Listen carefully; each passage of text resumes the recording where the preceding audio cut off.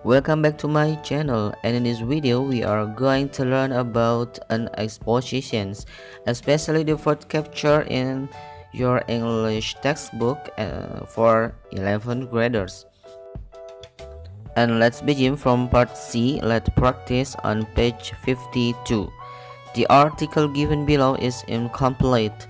Complete it using the format of an exposition text and give it a suitable title.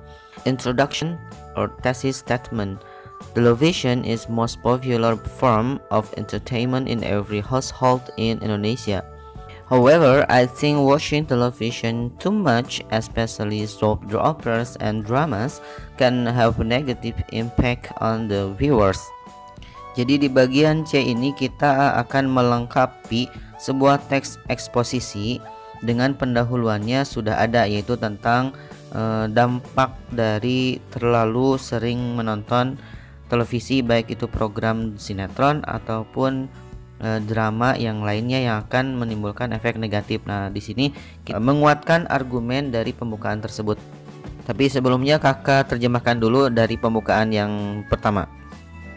Televisi adalah bentuk hiburan yang paling populer di setiap rumah tangga di Indonesia. Namun menurut saya, terlalu banyak menonton TV, terutama sinetron dan drama, bisa berdampak negatif bagi pemirsanya.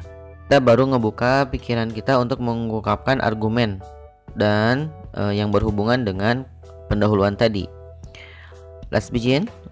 First of all, I would like to point out that television has negative impact to the viewers. Research shows that events on television can have a negative impact on audience, like to drama or action movie. Dramas has an element of personality or lifestyle that could make the viewers to follow and apply it to real life, such as a love story, emotion, and etc. As a result, over time television can change the culture and mindset of the people, including the teenagers who frequently watch the drama. Jadi pertama-tama saya akan menunjukkan bahwa televisi berdampak negatif bagi pemirsanya. Penelitian menunjukkan bahwa peristiwa atau yang ada di televisi dapat berdampak negatif bagi penonton seperti drama, sinetron, atau film laga. Drama atau sinetron memiliki unsur kepribadian atau gaya hidup yang dapat membuat penonton mengikuti dan mengaplikasikannya dalam kehidupan nyata, seperti kisah percintaan, emosi, dan lain-lain. Alhasil, seiring berjalannya waktu, televisi dapat mengubah budaya dan pola pikir masyarakat, termasuk remaja yang sering menonton sinetron. The second argument plus elaboration. Secondly, television is bad for children. Many children tend to follow their favorite actors or actress, following same attitude.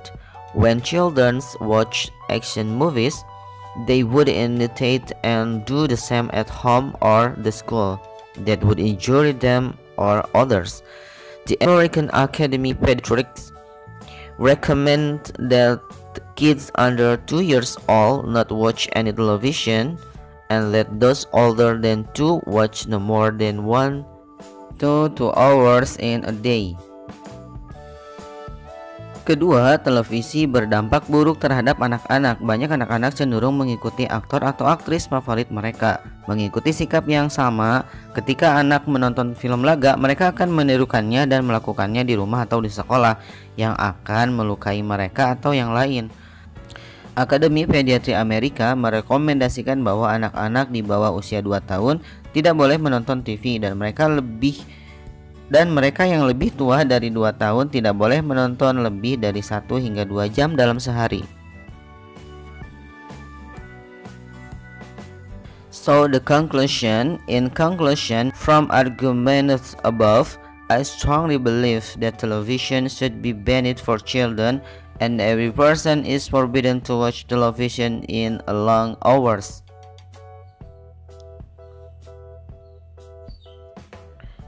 Sebagai kesimpulannya, berdasarkan argumen-argumen tadi di atas, saya sangat yakin bahwa televisi harus dilarang untuk anak-anak, dan setiap orang juga dilarang menonton televisi dalam waktu yang lama atau berjam-jam, mengingat efek negatif dari siaran atau acara dalam televisi tersebut.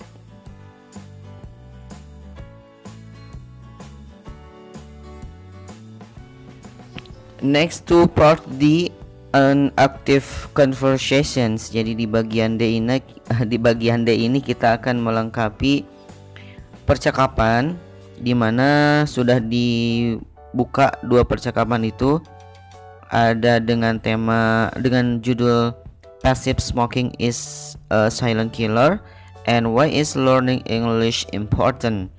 Oke, kita mulai dari judul yang pertama, Passive Smoking is a Silent Killer. Student A, do you know that passive smoking is more dangerous than active smoking? Student B, I know, but I think it is not as dangerous as people say it is. Next, student A, I'm afraid that I disagree. According to passive smoking can cause premature death for non-smokers. It will also increase the risk of coronary heart disease up to 40%. Next to student B, a blue text. I see, but in my opinion, despite of the contrary, passive smoker is still not worse than active smoker. Student A, whereas I read passive smoking causes around 7,330 deaths from lung cancer and 33,950 deaths from heart disease every year. Tragically, they are just the victim. Next, student B. Thank you for the information. I have never really read about it.